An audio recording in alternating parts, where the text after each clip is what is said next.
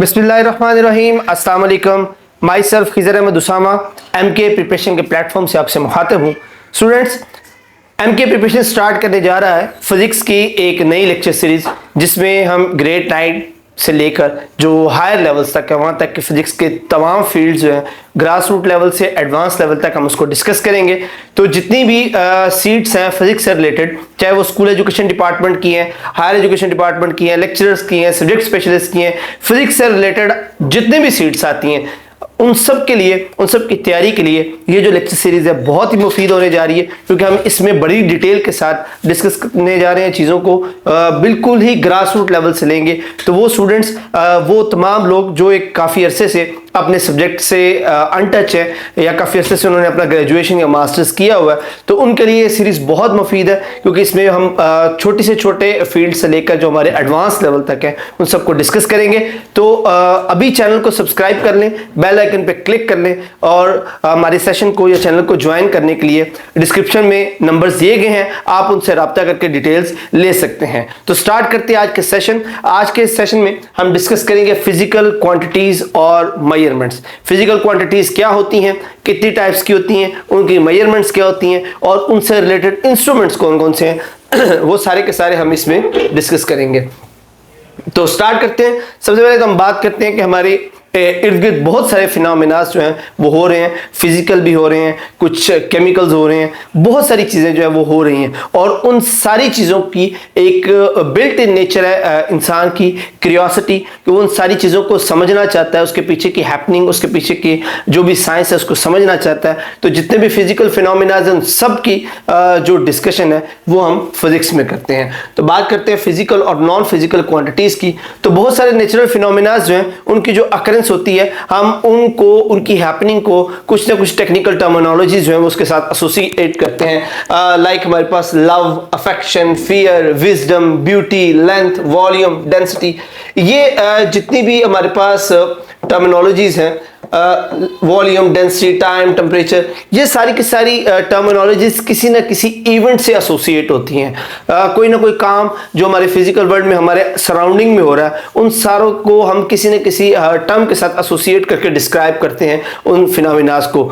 तो अब इनमें से कुछ ऐसी टर्म्स हैं जो क्वालिटेटिव हैं और कुछ टर्म्स ऐसी हैं जो क्वांटिटेटिव हैं। तो अब जो क्वांटिटेटिव टर्म्स है, जैसे कि हमारे पास लेंथ है, वॉल्यूम है, डेंसिटी, टाइम या टेम्परेचर है, ये क्वांटिटेटिव इस सेंस में है कि हमने इसके लिए ऐसे इंस्ट्रूमेंट्स डेवलप कर लिए हुए हैं जो इनको, इन क्वांटिटीज को मेजर कर सकते हैं।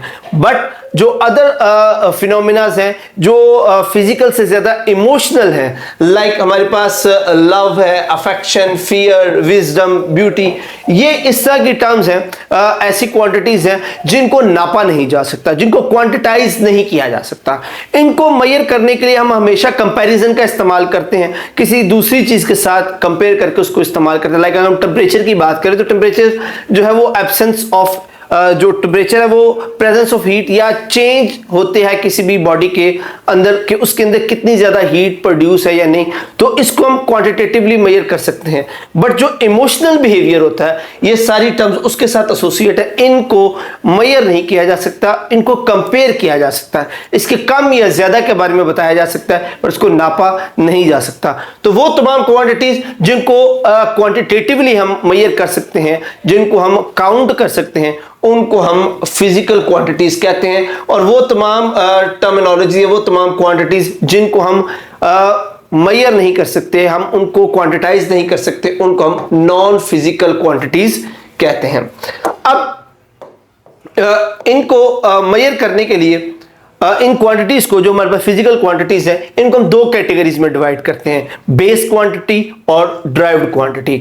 अब बेस क्वांटिटीज क्या है? बेस क्वांटिटीज वो क्वांटिटीज हैं जो अपने आप को एक्सप्लेन करती हैं, जो किसी से ड्राइव नहीं होती, उनको हम बेस क्वांटिटीज कहते हैं। ये एक की रोल प्ले करते हैं हमारी तमाम जो एसोसिएटेड टर्म्स हैं उनको काउंट करने के लिए। जैसे कि हमारे पास लेंथ है, ब्रेड्थ है, थिकनेस है, mass, volume, density, time, temperature, ये वो क्वांटिटीज हैं जिनको साइंटिस्ट ने आर्बिट्रेरीली कुछ को सिलेक्ट किया है, जिनको हम बेस क्वांटिटी कहते हैं। अब इसी तरह जो सेकंड हमारे पास इसकी कैटेगरी है दैट इज ड्राइव क्वांटिटी, वो आगे हम देखते हैं, वो एक्चुअली बेस में से ड्राइव होती हैं। अब इन क्वांटिटीज को मेजर करने के लिए पहले वक्त की बात करें तो उसमें अगर फर्ज करें हम लेंथ की बात करें तो लेंथ को मेजर किया जाता था हाथों के जरिए, बाजू के जरिए, टांगों के जरिए, यानी कि एक हाथ दो हाथ गिन के या बाजू के जरिए उसकी मेजरमेंट की, या फुट स्टेप्स के जरिए, कदमों के जरिए उसकी मेजरमेंट्स की जाती थी। बट ये जो मेजरमेंट्स थी ये स्टैंडर्डाइज नहीं थी। अब with the difference of height, with the difference of age, या कोई अगर चलने में कोई ज्यादा तेज चलता है, कोई आहिस्ता चलता है, तो इन चीजों की वजह से उन क्वांटिटीज में, उन मेजरमेंट से वेरिएशंस आ जाती थी, तो उनको स्टैंडर्डाइज नहीं किया जा सकता था। इसी तरह जब साइंटिस्ट किसी चीज का डाटा ट्रांसफर करते थे किसी दूसरे को, तो उसमें भी जो यूनिट्स की मेजरमेंट थी उनमें बड़ा मसला बन जाता था। इस तरह फिर कुछ कंट्रीज जो है, जैसे वेट की अगर बात कर ले, मैस की बात कर ले, तो किलोग्राम्स भी एक वेट का पैमाना है, पाउंड्स भी वेट का पैमाना है। तो अब फर्ज करें वो कंट्रीज जिनमें किलोग्राम जो है वो मैस का पैमाना समझा जाता है, और वो कंट्रीज जो पाउंड को कंसिडर करते हैं, अगर इनके साइंटिस्ट आपस में डाटा शेयर करते हैं तो किस तरह वो एक दूसरे के डाटा को इंटरप्रेट कर सकेंगे। तो ये वो मसाइल थे जिसने एक सिस्टम की जरूरत को महसूस किया जो पूरी दुनिया को एक स्टैंडर्ड यूनिट्स फराहम कर सके, जिसको पूरी दुनिया जो है वो इक्वली एक्सेप्ट कर सके। उसके लिए उसको स्टैंडर्डाइज करने के लिए एक सिस्टम को बनाया गया जिसको सिस्टम इंटरनेशनल यूनिट्स कहते हैं। और ये जो स्टैंडर्ड मेजरमेंट्स आती हैं उनको हम यूनिट कहते हैं। जो उस सिस्टम ने मेजरमेंट्स डेवलप की उनको हम यूनिट्स कहते हैं। अब यूनिट के बगैर कोई भी क्वांटिटी जो है उसकी अहमियत नहीं रहती। फॉर एग्जांपल अगर आप मार्केट में जाते हैं, you want to buy the sugar, अगर आप उसको 1 या 2 या 3 उसको कहते हैं शुगर दे दें, तो ऑब्वियसली उसको अंडरस्टैंड नहीं कर पाएगा unless you tell him the unit. आप उसको 1 kg 2 kg 3 kg कहते हैं। तो यूनिट्स जो हैं ये फिजिकल क्वांटिटीज की मेजरमेंट्स को रिप्रेजेंट करते हैं। जैसे कि आप यहाँ पे देख सकते हैं एक जो कन्वेंशनल किलोग्राम का जो मैस की जो यूनिट है वो यहाँ पर मौजूद है। अब इन सारे यूनिट्स को स्टैंडर्डाइज किया, जैसे मैंने आपको पहले बताया 1961 में इंटरनेशनल सिस्टम ऑफ यूनिट्स जो है उसको डेवलप किया गया, जिसका शॉर्ट फॉर्म जो है वो SI है। और इस सिस्टम ने हमें बेसिक स्टैंडर्ड जो यूनिट्स है वो प्रोवाइड किए, जिनमें से ये जो 7 क्वांटिटीज है, length, mass, time, temperature, electric current, intensity of light और अमाउंट ऑफ सब्सटेंस, ये 7 यूनिट्स जो है इन्होंने बेस यूनिट्स के तौर पर सिलेक्ट किए, जिनके आप यहाँ पे यूनिट्स और उनके सिंबल्स जो है वो देख सकते हैं। ये वो बेसिक 7 यूनिट्स हैं जिनकी बेस पर बाकी तमाम यूनिट्स जो है वो ड्राइव किए गए हैं। तो इसको आज पूरी दुनिया के अंदर जो है वो एज ए स्टैंडर्ड माना जाता है और इसी के अकॉर्डिंग ही डाटा को ट्रांसफर किया जाता है। अब उसके बाद आ जाते हैं जो ड्राइव्ड यूनिट्स। ड्राइव्ड यूनिट्स कौन से हैं? ये वो यूनिट्स हैं जो बेसिक यूनिट से, बेस यूनिट से जो वो ड्राइव किए गए हैं। ये भी 7 हैं, area, volume, speed, force, pressure, electric current, plane angle. ये वो यूनिट्स हैं जो किसी बेसिक यूनिट से ड्राइव किए गए। अगर आप यहाँ पे एग्जाम्पल एक देख सकते हैं, यू कैन सी एरिया, इसका जो ये ड्राइव किया गया है, ये लेंथ और ब्रेड्थ दोनों से डिवाइड किया गया है। फर्दर अगर आप देखें तो आपके पास जो स्पीड है, स्पीड जो है वो ड्राइव की गई है डिस्टेंस और टाइम से। अब जिस तरह ये यूनिट्स, ये जो क्वांटिटीज है ये ड्राइव की गई हैं, तो इनके यूनिट्स भी बेस क्वांटिटी से ही ड्राइव किए गए हैं। जैसे डिस्टेंस ओवर टाइम जो वो स्पीड को एक्सप्लेन करते हैं, तो डिस्टेंस का जो यूनिट है वो मीटर है, टाइम का जो यूनिट है वो सेकंड है, that's why it's called metre per second, metre per second. इसी तरह जो लेंथ और ब्रेड्थ का जो यूनिट है वो मीटर होता है, तो एरिया का जो यूनिट बनता है दैट इज मीटर स्क्वायर। तो जिस तरह क्वांटिटीज जो है वो बेस क्वांटिटी से ड्राइव की गई हैं, इसी तरह इनके जो यूनिट्स हैं उनको भी हम ड्राइव्ड यूनिट्स कहते हैं, वो भी बेस यूनिट से ड्राइव किए गए हैं। उसके बाद करते हैं प्रीफिक्सेस की। System international system of units है, उन्होंने प्रीफिक्सेस भी डिफाइन किए हैं। फॉर एग्जांपल मैस का जो स्टैंडर्ड यूनिट है दैट इज ग्राम्स, लेकिन इससे ज्यादा क्वांटिटी। फॉर एग्जांपल जैसा कि आप जो लेंथ का यूनिट माप रहे हैं, यहाँ पे आप देख सकते हैं हमारे पास 50 लाख मीटर है, तो हम इसको लिखते हैं, ये एक स्मॉल क्वांटिटी और इसमें बहुत सारे जो मीटर्स इसके अंदर है, तो इसके साथ इसको पहले तो लिखते हैं प्रीफिक्सेस के साइंटिफिक नोटेशन के अंदर। तो साइंटिफिक नोटेशन में हम इस तरह लिखते हैं कि सिर्फ एक जो फिगर है वो डेसिमल से पहले रह जाता है। इसको भी आगे हम डिस्कस करते हैं। तो ये जो साथ में जो 10th की पावर में जो वैल्यू आ जाती है, इसको एज ए प्रीफिक्सेस जो है वो कन्वर्ट किया गया, और ये भी सिस्टम इंटरनेशनल में प्रोवाइड किया, जिसकी वजह से हम ये जो लेंथी जो हमारे पास क्वांटिटीज आती हैं, इनको सम अप कर सकते हैं, इनको छोटा कर सकते हैं। और यहां पर इस टेबल के अंदर आप वो तमाम प्रीफिक्सेस देख सकते हैं, स्टार्टिंग फ्रॉम स्मॉलेस्ट जो यूनिट है, जैसे एटो है, एटो से अगर आप स्टार्ट करते हैं तो 10 पावर -18 से लेके ये जाती है एक्सा तक 10 पावर +18 तक। तो आप जरूरत के हिसाब से जो प्रीफिक्सेस है वो इस्तेमाल कर सकते हैं। यहां पर कुछ एग्जांपल्स दी गई हैं। For example you can C 5000 millimetre है, तो 1000 से डिवाइड करके उसको 5 मीटर में बनाया गया, 50,000 सेंटीमीटर को 500 मीटर में, 3000 ग्राम को 3 किलोग्राम में। यू कैन सी प्रीफिक्सेस जो है वो बड़े बड़े यूनिट्स को, बड़ी बड़ी जो क्वांटिटीज हैं उनको समझना, उनको अंडरस्टैंड करना आसान बना देते हैं। तो these all are the prefixes that are used in calculation of the quantities.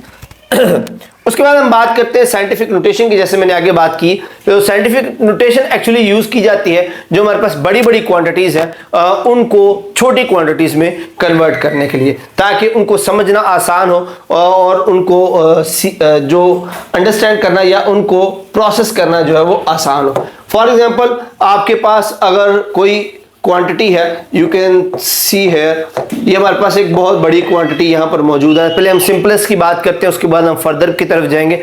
तो अब जिसमें कोई डेसिमल नहीं होता, अंडरस्टैंड है कि उसका डेसिमल जो है वो लास्ट पे होता है। तो अब इसका पहला रूल क्या है? पहला रूल ये है कि आपके डेसिमल से पहले एक फिगर होना चाहिए, डेसिमल से पहले एक फिगर होना चाहिए। तो इस एक फिगर लाने के लिए हमें इस डेसिमल को 1 2 3 4 5 6 7 8 स्टेप्स जो है वो चलाना पड़ेगा। तो अब डेसिमल जब यहां पे आ जाएगा इट गोस 5, और बाकी ये जितने स्टेप डेसिमल ने चले हैं उसको हम 10 की पावर में लिखते हैं। इसको साइंटिफिक नोटेशन कहते हैं। इसी तरह अगर आपके पास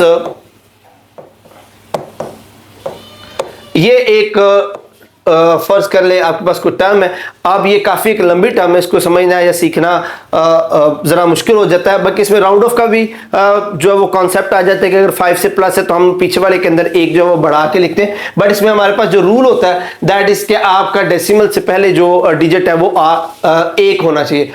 इसी तरह अगर हमारे पास बहुत कोई छोटी रकम भी है, जैसे हमारे पास ये टर्म आ जाती है, अब ये काफी छोटी रकम 0.000005, तो इसको लिखना और हैंडल करना मुश्किल होता है। तो यहां पर भी हम वही करेंगे कि डेसिमल से पहले हमारे पास सिर्फ एक जो डिजिट होना चाहिए। तो इसके लिए हम डेसिमल को 1 2 3 4 5 6 स्टेप्स चलाते हैं, तो ये हमारे पास टर्म बन जाएगी 10।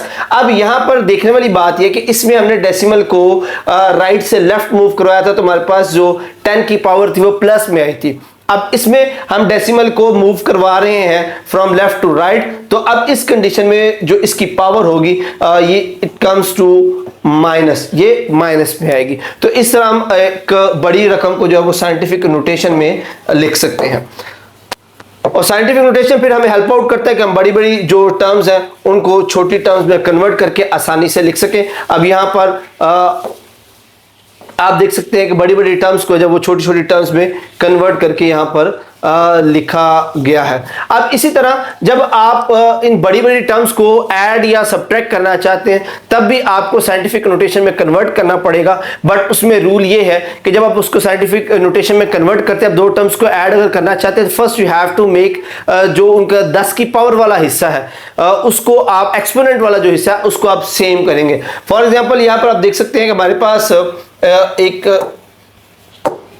क्वेश्चन है, यहां पर ये हमारे पास दो टर्म्स है, एक हमारे पास ये टर्म है, ये दो क्वेश्चन है, दो टर्म्स है जिनको हम ऐड करना चाह रहे हैं। पहली टर्म में आप देखें 5.123 10⁻⁴, और उसके बाद जो दूसरी टर्म है वो 10 की पावर 5 के अंदर है। यहाँ पर आप देख सकते हैं 5.123 10 पावर 4 और 3.28 10 पावर 5। तो अब दोनों का जो एक्सपोनेंट है वो डिफरेंट है, तो अगर आप इसको ऐड करना चाह रहे हैं तो आपको एक्सपोनेंट सेम करना पड़ेगा। उसके लिए आप क्या करते हैं, आप इस डेसिमल को एक पॉइंट आगे चला देते हैं। जब इसको आप एक पॉइंट आगे चलाएंगे तो ये हो जाएगा 10 की पावर 4। यू कैन सी जो डेसिमल है, जो इसका एक्सपोनेंट है वो सेम हो गया। तो अब हम इनके जो पहले वाले फैक्टर्स हैं उनको ऐड अप कर देंगे अलग से, और लास्ट में डेसिमल इसका जो एक्सपोनेंट फैक्टर है वो वैसे का वैसे आ जाएगा। तो आप इस तरह बड़ी टर्म्स को जो है साइंटिफिक नोटेशन सिंपल में कन्वर्ट करके हैंडल और कैलकुलेशन जो है वो आसान करवाता है।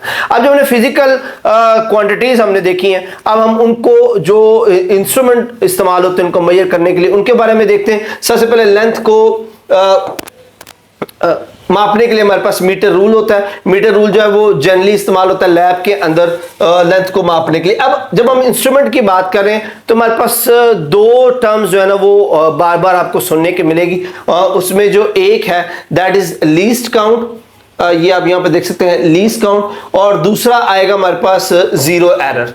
ये दो टर्म्स जो है जब भी हम इंस्ट्रूमेंट्स की बात करेंगे तो ये दो टर्म्स आपको बार बार देखने को मिलेगी। लीस्ट काउंट क्या होता है और जीरो एरर क्या होता है। अगर सादा जुबान में बात करें तो लीस्ट काउंट किसी भी इंस्ट्रूमेंट की जो मिनिमम मेजरिंग कैपेबिलिटी है उसको हम लीस्ट काउंट कहते हैं। फॉर एग्जांपल एक मीटर रूलर है और उसके ऊपर जो डिवीजन की गई है उसमें जो मिनिमम डिवीजन है दैट इज 1 मिलीमीटर, तो उसका लीस्ट काउंट जो है वो 1 मिलीमीटर होगा। मतलब अब उसकी डिवीजन ही मिलीमीटर्स पर है उसके ऊपर, तो आप 1 मिलीमीटर से कम की जो मेजरमेंट है वो उससे नहीं कर सकते, तो उसका लीस्ट काउंट 1 मिलीमीटर होगा। कोई अगर बड़ा मीटर रूलर है जिसमें फुट और इंचेस हैं, इंचेस से नीचे कोई मेजरमेंट नहीं है, तो आप ऑब्वियसली उसका जो लीस्ट काउंट होगा दैट इज 1 इंच। तो least count refers to the minimum quantity या मिनिमम रेंज जिसको वो इंस्ट्रूमेंट जो वो मेजर कर सकता है वो उसका लीस्ट काउंट कहलाता है। जीरो एरर क्या किया गया, जो वर्नियर कैलिपर और जो स्क्रू गेज है उसके अंदर हम देखेंगे। तो लीस्ट काउंट जो मीटर रूलर का अमूमन जो लैब में हम इस्तेमाल करते हैं उसके अंदर चूंकि सेंटीमीटर्स और मिलीमीटर्स तक होता है तो उसका लीस्ट काउंट मिलीमीटर होता है। कुछ ऐसे भी इंस्ट्रूमेंट्स होते हैं जिनमें इंचेस और सेंटीमीटर्स होते हैं और उसका लीस्ट काउंट जो है वो 1 सेंटीमीटर होता है। तो मीटर रूलर जो है वो लेंथ मापने के लिए इस्तेमाल होता है। अब यहां पर जो समझने वाली अहम बात है वो है कि आप रीडिंग को नोट कैसे करेंगे। आपकी जो आई साइट है, आई पोजीशन है, वो बड़ी इंपॉर्टेंट है जब आप रीडिंग को नोट करते हैं। यू कैन सी आप इस पोजीशन पर, अब ये एज है, ये वाला एज है, आप इस एज की रीडिंग को मापना चाह रहे हैं तो आप देखें कि अगर आप इस डायरेक्शन पे यहां से मापते हैं तो आपको रीडिंग कुछ और मिलेगी। इस डायरेक्शन से थोड़ा सा इस साइड पे आई रख के माप देखेंगे तो आपको रीडिंग कुछ और मिलेगी। सो जब भी आप रीडिंग को मेजर करते हैं तो आपकी जो आई है वो कॉन्साइड करनी चाहिए जो एज है जहां तक आप उसको मापना चाह रहे हैं, बिल्कुल उसके ऊपर, उसके बिल्कुल सामने जो है आपकी आई जो वो कंसाइड करनी चाहिए, तब आपके पास जो है वो करेक्ट रीडिंग आती है। तो किसी भी इंस्ट्रूमेंट के मेजरमेंट के लिए आपका आई लेवल उसके बिल्कुल सामने होना चाहिए। उसके बाद हमारे पास आ जाता है वर्नियर कैलिपर्स। इसकी मैं आपको इमेज दिखा दूं, ये हमारे पास वर्नियर कैलिपर्स है। वर्नियर कैलिपर्स के जो हिस्से हैं इसको हम मेन स्केल कहते हैं। ये जो नीचे वाला बड़ा वाला स्केल है इसको हम मेन स्केल कहते हैं, और इसके ऊपर ये जो छोटा एक स्केल चल रहा होता है इसको वर्नियर स्केल कहा जाता है। ये इसके मेन आउटर जॉज है, ये इसके इनर जॉज है, और लास्ट में ये हमारे पास इसकी टेल है। मेन स्केल के ऊपर 12 सेंटीमीटर्स तक कैलिब्रेशन हुई होती है, और जो ये है इसका वर्नियर स्केल है इसके ऊपर 1 सेंटीमीटर को डिवाइड किया होता है 9 हिस्सों में। 1 सेंटीमीटर को 9 हिस्सों में डिवाइड किया होता है। तो अब हम देखते हैं कि इसके ऊपर जो इसका जो लीस्ट काउंट है वो उन्होंने कैसे निकाला हुआ। अ main scale which has marking of 1 millimetre each. Main scale के ऊपर जैसे मैंने आपको बताया कि 1 मिलीमीटर की मार्किंग होती है, और वर्नियर स्केल के ऊपर जो 9 मिलीमीटर तक, मतलब 9 मिलीमीटर तक 9 मार्किंग हुई होती है जिनको 10 हिस्सों में डिवाइड किया गया होता है। तो लीस्ट काउंट के लिए आप क्या करते हैं, आप मेन स्केल की रीडिंग को और वर्नियर स्केल की रीडिंग को माइनस करते हैं तो आपके पास उसका जो है वो लीस्ट काउंट आ जाता है, that is 0.1 millimetre. Very important MCQ. तो हमारे पास वर्नियर कैलिपर का जो लीस्ट काउंट है दैट इज 0.1 मिलीमीटर। ओके जी, अब आगे की तरफ मूव करते हैं, देखते हैं हम इसको इस्तेमाल कैसे कर सकते हैं। आप इससे मेजरमेंट कैसे कर सकते हो? तो सबसे पहले आप इसके जॉज में वो जो भी आप सिलेंडर है, कोई वायर है, कुछ भी है, थिकनेस इसके फाइंड करना चाहते हैं वो इसके अंदर रख दें, या आप किसी ट्यूब का इंटरनल डायमीटर फाइंड आउट करना चाहते हैं तो आप उसको इसके जो ये वाले जॉज है इसके अंदर रखें। फॉर एग्जांपल कोई ट्यूब है तो आप ये देखें, ये ऐसे ट्यूब है, तो उस ट्यूब के अंदर आप इसको ऐसे रखेंगे कि इसके इंटरनल जॉज जो है वो उसकी ट्यूब के पूरी तरह से मेजर कर रहे हो इंटरनली, और एक्सटर्नली आप उस ट्यूब को यहां पे प्लेस कर देते हैं। तो इस तरह जब आप उसको प्लेस कर लेंगे उसके बाद आपने क्या चीजें नोट करनी है? सबसे पहले आप नोट करेंगे main scale marking just in front of zero of the vernier scale, यानी कि आपके पास ये वर्नियर स्केल है और ये है मेन स्केल। तो सबसे पहले जब आप उसके अंदर कोई चीज रख देंगे तो आप देखेंगे कि उसका जो जीरो है वर्नियर स्केल का, उसके सामने कितनी रीडिंग जो है मेन स्केल की गुजर चुकी हुई है। जैसे इसका जीरो इस वक्त खड़ा हुआ है 4.3 पर, तो आप पहले मेन स्केल की रीडिंग को काउंट कर लेंगे 4.3, ये मेन स्केल की रीडिंग कहलाती है। देन आप क्या देखेंगे? Find the vernier scale marking a division which is in line with any of the main scale marking. तो अब आप क्या देखेंगे कि आप देखेंगे क्या मेन स्केल की कोई भी एक रीडिंग जो है वो वर्नियर स्केल की किसी भी लाइन के साथ कंसाइड कर रही हो। वर्नियर स्केल के ऊपर 10 लाइनें हैं, वो 10 में से कोई भी एक लाइन जो एग्जैक्टली मैच कर रही हो मेन स्केल के साथ, आप उसको काउंट कर लेंगे। अब इस कंडीशन में ये जो इस केस है, इस केस के अंदर जो हमारी मेन स्केल की रीडिंग थी दैट इज 4.3, और जो हमारा जो लाइन कोइंसाइड कर रही थी दैट इज 4। फोर्थ लाइन जो है वो एग्जैक्टली जो है वो कोइंसाइड कर रही है मेन स्केल के साथ। अब आप क्या करेंगे? 4.3 मेन स्केल की reading plus zero error least count, और उसको मल्टीप्लाई करेंगे उस लाइन के साथ जो उसके साथ कोइंसाइड कर रही थी। Again this is main scale reading, you can see formula है main scale reading plus least count multiply by vernier scale reading. तो आप इसको जब करेंगे तो हमारे पास कोई ना कोई आंसर आ जाएगा that is 4.34 centimetre in this case. उसके बाद आप जाएंगे जीरो एरर की तरफ। अब हम देखते हैं कि जीरो एरर क्या है। अब जीरो एरर ऐसा होता है समटाइम्स जब आप मेन स्केल और वर्नियर स्केल को फुली क्लोज करते हैं तो आइडियली होना यह चाहिए कि फुल बंद होने के बाद वर्नियर स्केल और जो मेन स्केल है उनका जीरो आमने सामने आना चाहिए बट कुछ केसेस में ऐसा होता है, कुछ इंस्ट्रूमेंट में ऐसा होता है उनका स्केल बिल्कुल आमने सामने नहीं आ पाता। जैसे कि आप यहां पर ये देख सकते हैं कि मेन स्केल का जीरो आगे है, वर्नियर स्केल का जीरो जो है वो पीछे है। इस हालत में इंस्ट्रूमेंट में हम कहते हैं कि इस इंस्ट्रूमेंट में जीरो एरर पाया जाता है, इस इंस्ट्रूमेंट में जीरो एरर जो वो मौजूद है। तो अगर जीरो एरर मौजूद है तो फिर हम उसको करेक्ट करते हैं जिसको जीरो करेक्शन कहा जाता है। अब जीरो एरर की भी दो किस्में, एक पॉजिटिव जीरो एरर और एक नेगेटिव जीरो एरर।